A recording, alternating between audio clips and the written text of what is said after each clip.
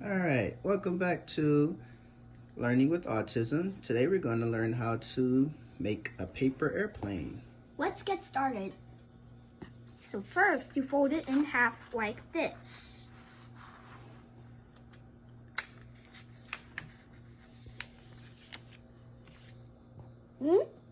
Then you unfold it. Then you fold one corner, fold. And then the other one.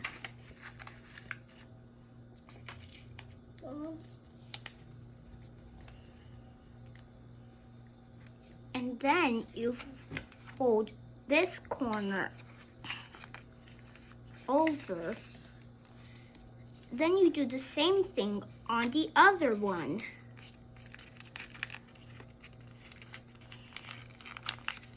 Then fold it in half.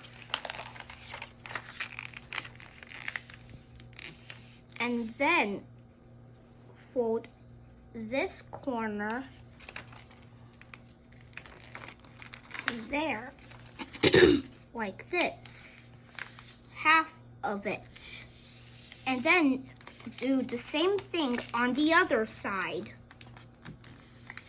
And voila! Ta-da!